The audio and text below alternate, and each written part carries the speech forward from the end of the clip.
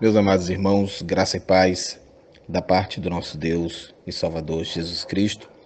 Aqui quem fala é o seu amigo, o seu irmão, pastor Reinaldo Ribeiro, deixando mais uma vez o nosso forte e carinhoso abraço e a nossa gratidão a todos os muitos irmãos das mais diversas partes do Brasil que têm interagido, que têm participado, que têm orado, que de alguma forma direta ou indireta estão militando conosco neste ministério.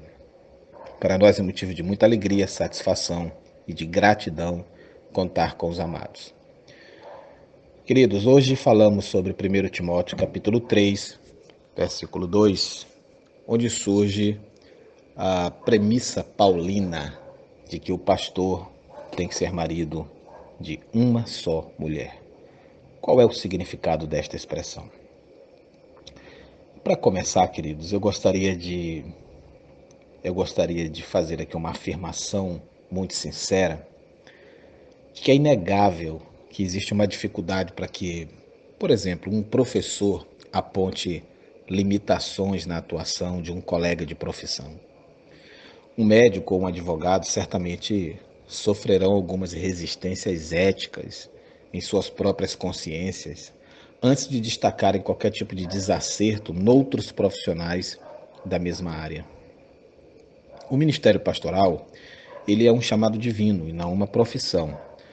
Todavia, da mesma forma em que se dão os exemplos anteriores, existe um desconforto para abordar a postura de colegas, eu não posso negar isso. E de fato, irmãos, eu tenho muitos amigos e colegas de ministério que estão descumprindo 1 Timóteo 3,2 e Tito, capítulo 1, versos de 6 a 7, além de outras referências bíblicas indiretas que proíbem o recasamento e abominam o divórcio. Portanto, eu tenho ciência de que eu posso perder aqui o apreço de alguns em virtude do que eu trarei como opinião pessoal. Entretanto, desde muito moço, o Espírito Santo já vem me preparando para sofrer estes e outros danos em nome da postura fundamentalista e inegociável de pregar a pura palavra de Deus. Quisera eu, meus amados, que todos aceitassem de bom grado a verdade bíblica. Todavia, eu desejo muito mais que as palavras dos meus lábios e o meditar do meu coração sejam agradáveis na presença do Senhor. Meus irmãos, esta qualificação, o pastor deve ser marido de uma só mulher, é uma das mais polêmicas. Desde os primórdios da igreja, os exegetas vêm tentando descobrir exatamente o que Paulo quis dizer com este marido de uma só mulher. E essa qualificação ela aparece nas duas citações, tanto em Timóteo quanto em Tito. Agora, o que exatamente isso significa permanece em disputa. 5 interpretações têm sido sugeridas. Primeiro, que significaria ser fiel à sua única esposa. Segundo, significaria ser casado com uma esposa de cada vez, ou seja, ser monógamo, né? Como se diz, ter um casamento, um relacionamento monogâmico. Terceiro, poderia significar ser casado só uma vez, isto é, não recasado depois de um divórcio ou da morte da esposa. Quarto, poderia significar nunca ser divorciado. E quinto, poderia significar ser necessariamente casado. Então, há essas 5 vertentes de tudo que eu já li, já pesquisei, já ouvi. Eu poderia enquadrar, encaixar as mais diversas opiniões numa dessas 5. Apesar de Paulo ter se oposto, irmãos, àqueles que proibiam o casamento, eu penso que a última opção, a quinta, que ou seja, necessariamente casado, ela contradiria os seus pontos de vista que estão lá em 1 Coríntios capítulo 7, onde ele, por exemplo, desencoraja o casamento por causa da angustiosa situação presente. A antiga tradição contrária ao novo casamento também tenderia a favorecer o terceiro ponto de vista, né? Aquele de que significaria ser casado de uma só vez. Mas o encorajamento dado a Paulo ao segundo casamento de viúvas, né, lá no capítulo 5, verso 14 de 1 Coríntios, depõe contra isso também. A natureza genética das instruções faz com que o primeiro ou o segundo ponto de vista que eu citei até sejam os mais prováveis. Poligamia, tanto entre os judeus como entre os gentios, era algo extremamente comum. Infidelidade no casamento era quase que um hábito pagão. Então, o que nós vemos aqui é que Paulo insiste em fidelidade ao laço matrimonial. Assim, irmãos, no que pese tantas e diversas formas de se entender essa questão, e eu penso que muitos o fazem no intuito de tentar justificar sua própria condição de pecado, eu creio que essa passagem simplesmente desqualifica o ministério pastoral para quem se divorcia da sua esposa original. Ou seja, Paulo, ele está afirmando, meus amados, aqui que quem não permanece ao lado da sua primeira esposa não está em condições de exercer o episcopado. Mas pela relevância do tema, eu preciso, antes de analisá-lo mais profundamente, lembrar aos amados que me escutam agora ou que me leem, o contexto e a realidade de desconfiança e de incredulidade que se encontra a igreja cristã nos nossos dias. Hoje, nós observamos que as pessoas, mesmo as cristãs, já não acreditam na eficácia e na eficiência da igreja como uma organização abençoadora e participante dos propósitos de Deus neste mundo. Antes, a consideram falida e ineficaz para propagar a palavra de Deus e para cuidar de vidas. E por que isso aconteceu, irmãos? O que levou as pessoas a pensar desta forma? Bem, são várias as respostas para essas questões. Mas a que eu considero mais chocante é que a maioria dos cristãos perdeu a confiança em seus pastores e líderes e não os consideram mais um padrão, ou seja, um exemplo para os fiéis. Essa desconfiança fez com que não os respeitassem mais e não os considerassem como conselheiros e guias adequados para ajudá-los em seus dilemas e em seus problemas diários. E como os pastores e líderes perderam a confiança do rebanho de Cristo? A resposta é que simplesmente não fizeram, não praticaram em suas vidas o que ensinavam e pregavam aos demais irmãos. Foram incoerentes, inconsequentes e mais, foram infiéis ao que nos ensinam as Escrituras. Negaram com suas ações tudo aquilo que a vida inteira afirmaram ser a verdade bíblica, a verdade de Deus para a igreja. Uma destas incoerências se deu e se dá pela epidemia de pastores e ministros evangélicos que se separam e se divorciam de suas esposas e se casam com outra. O divórcio e o adultério invadiram a igreja. Enquanto ovelhas e pastores igualmente demonstraram pouco ou nenhum interesse para com esta contaminação, mais e mais ministros entraram para o sistema mundano do casa separa, criando uma atmosfera de epidemia na igreja. A racionalização reinou suprema em detrimento da palavra de Deus. E aí, então, entramos propriamente no assunto e questão principal aqui deste meu pronunciamento. Ou seja, podem estes pastores e ministros prosseguirem pastoreando, liderando o povo de Deus após terem estas atitudes e postura? A resposta é rápida e é simples: não. E eu penso que é disso que Paulo está tratando nesta referência bíblica analisada para Timóteo. E por que, meus irmãos, eu digo que um pastor divorciado, na minha perspectiva, ele não pode liderar o povo de Deus após ele cometer este deslize, esta atitude? Porque a Bíblia os considera repreensíveis para o ministério pastoral.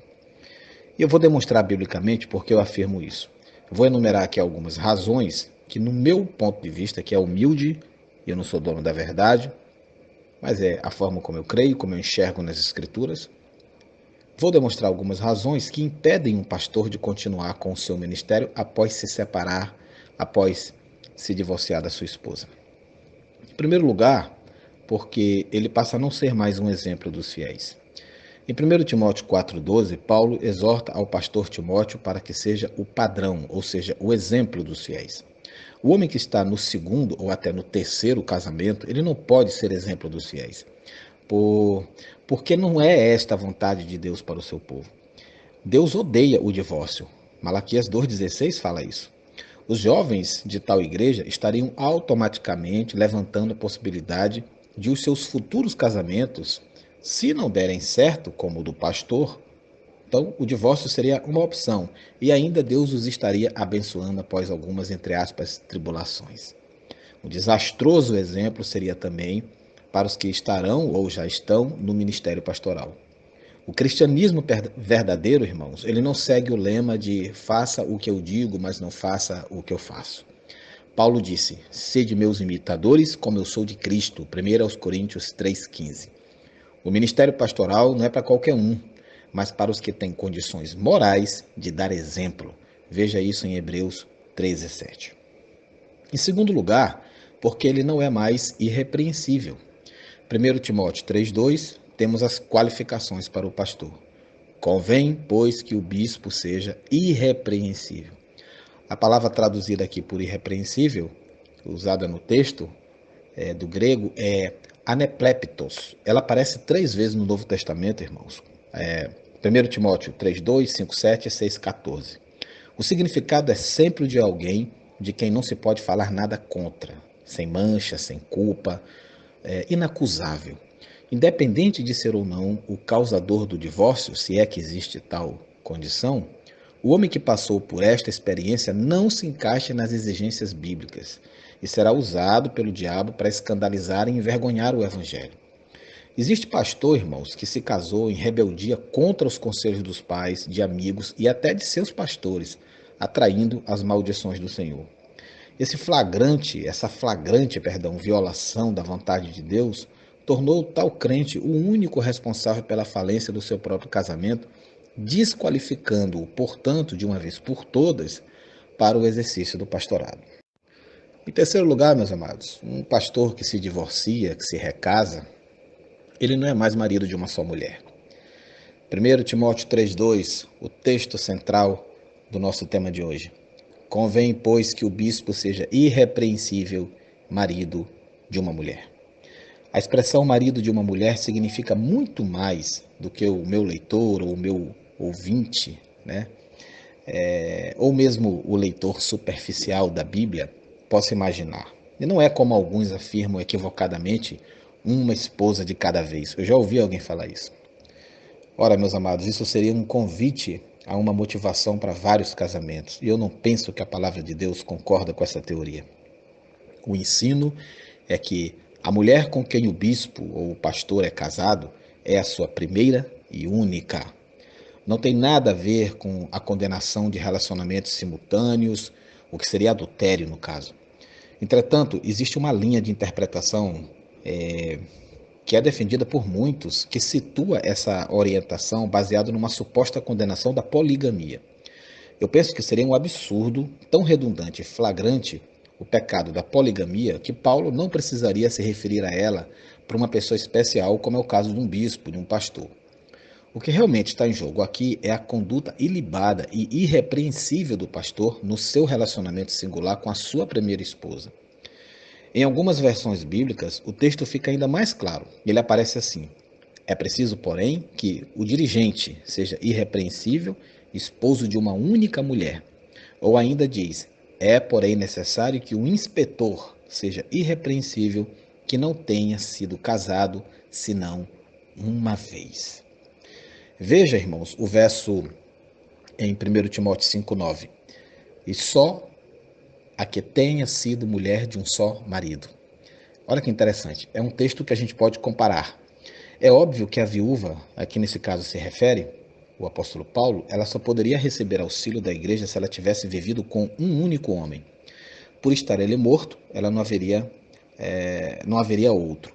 Essa é a mesma construção gramatical que se refere à situação do pastor, apenas invertendo-se os substantivos. A ênfase em 1 Timóteo 3,1 sobre a vida conjugal do pastor ela é tão flagrante que a mesma palavra que é usada para expressar a unicidade da mulher da sua vida é usada também em todas as vezes no Novo Testamento para expressar que marido e mulher se tornam uma só carne. O homem que se divorcia e se casa com outra mulher, ele não reverte o se tornar uma só carne com a primeira. Portanto, ele não é mais marido de uma só mulher, nem na singularidade, nem na ordem numeral. Se voltasse para a primeira mulher, cessaria o adultério, mas a desqualificação está selada para sempre. Uma terceira razão, meus amados, é que este pastor que se divorcia, que se recasa, ele não tem mais autoridade para orientar e nem aconselhar. Um certo pastor que estava no segundo casamento teve a audácia, eu acho que o termo é esse, de ao pregar numa determinada igreja mencionar sua indignação ao se deparar com colegas que estavam no segundo casamento. Essa falta de honestidade e coerência me fez lembrar a advertência do mestre quando ele disse: Como dirás ao teu irmão, deixa-me tirar o argueiro do teu olho, estando uma trave no teu? Mateus 7,5. O divorciado não pode pregar numa igreja como pastor, muito menos aconselhar os casais crentes sobre família, porque a sua não é mais exemplo. Se tentar aconselhar, ele vai estar sendo hipócrita. E se não aconselhar, estará sendo omisso com o ministério que já foi mutilado. Como um pastor divorciado poderá aconselhar um casal que está com problemas no casamento? Com que autoridade ele dirá para lutarem pelo seu casamento, para se perdoarem, para buscarem reconciliação, se ele mesmo não conseguiu fazer isso? Como esse pastor aconselhará um jovem casal prestes a se casar, orientando-os que o casamento é um compromisso até a morte, se ele mesmo não cumpriu isso? Não tem jeito, amados. O cristianismo não funciona segundo palavras vazias, mas com exemplo de vida.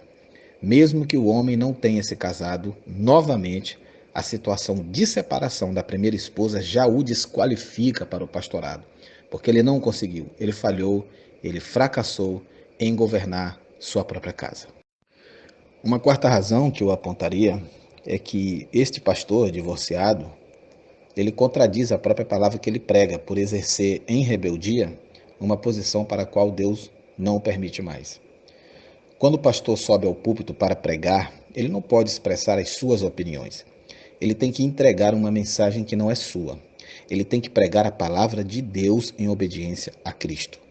Se o pregador está em rebeldia no seu viver, ele está desqualificado para pregar. Suas palavras são vazias e sem poder. Não importa o que a igreja pense, o tamanho da congregação ou quantas conversões acontecem. O seu líder, nessas condições, está sem a bênção do Senhor. Não importando os sinais externos ou os resultados, estes em si não autenticam a fonte. Veja 1 Coríntios 3, de 13 a 15, e reflita sobre isso. A verdade é que ele seria um desastre espiritual a médio e longo prazo para a igreja que o aceitar. Não se pode colocar o pecado em compartimentos, meus irmãos. Quando ele entra na igreja sob a forma de omissão ou de rebeldia contra a palavra de Deus, qual fermento se espalha por vários outros setores. Com o pecado não se brinca. A tendência do homem é o pecado, principalmente na área de família e sexo. Na igreja, isto também se verifica. Se a liderança não tem os padrões de Deus, a degeneração dos crentes é certa. Os líderes cristãos não podem ser egoístas, buscando seus interesses a curto prazo e nem status de liderança para encobrir os seus pecados pessoais. Se os padrões são decadentes, pode-se esperar que os crentes que se desenvolveram dentro do ambiente de tolerância com o pecado serão cada vez mais decadentes, frios e, finalmente, apóstatas. Veja as advertências do Senhor às 7 igrejas do Apocalipse. A igreja local também não deve aceitar um pastor divorciado, meus irmãos.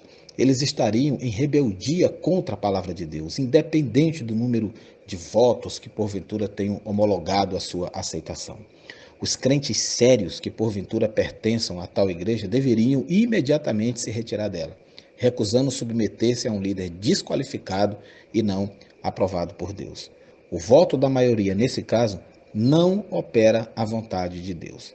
Peço aos amados que leiam o Êxodo, capítulo 23, versículo 2. Eu penso também que pastores que se divorciam estão desonrando o gesto prudente de vários ex-pastores que abandonaram o ministério porque fracassaram no casamento. E há diversos casos, irmãos, de pastores que, apesar de terem o chamado de Deus para o ministério, tiveram a dignidade e a nobreza de abandoná-lo após se desqualificarem devido ao divórcio, devido à separação ou por questões de conduta. Quando alguém insiste em permanecer no ministério nessas condições, está desonrando a Deus e a esses homens dignos que entenderam que não era mais a vontade de Deus a sua liderança sobre o seu povo. Quando alguém assim permanece no ministério, na verdade está se julgando muito importante e indispensável para o trabalho de Deus, como a gente vê lá em Lucas, no capítulo 17, versículo 10. Também este tipo de pastor, nessas condições, ele destruiu o modelo de compromisso indissolúvel entre Cristo e a sua igreja. O relacionamento eterno entre Cristo e os salvos, meus amados, ele é comparado com o do marido e o da esposa, cujo compromisso não é para ser quebrado. Leiam Efésios capítulo 5, versos de 22 a 33. Cristo sempre teve a sua igreja no mundo e em certos períodos sobraram apenas poucos, que foram perseguidos, traídos, torturados, sepultados nas celas das masmorras, martirizados por sua fé, ou obrigados a fugir para a fortaleza das montanhas, para as covas e cavernas da terra, mas continuaram guardando os mandamentos de seu Pai. Eu penso também que o pastor que se divorcia, ele não pode celebrar casamentos, ele não pode fazer uso da expressão até que a morte os separe. Veja lá Romanos 7, de 2 a 4, veja 1 Coríntios 7, 39. Como pode um pastor proferir os votos conjugais para um casal de noivos se ele mesmo não cumpriu isso na vida? Ou nós teremos agora que mudar os votos matrimoniais para até que o divórcio os separe? Eu penso também, irmãos, que o pastor nessas condições está contribuindo para a degeneração dos padrões familiares. Se pastores, tendo suas famílias dentro dos padrões bíblicos, já sofrem com a desintegração de várias famílias dos membros, imaginem se do púlpito vem o péssimo exemplo do fracasso conjugal, do divórcio. Nesse caso, os fundamentos da família estão abalados para as gerações seguintes. Veja Salmos 11, verso 3. O divórcio é uma ameaça para a família cristã. As suas consequências são devastadoras para a família.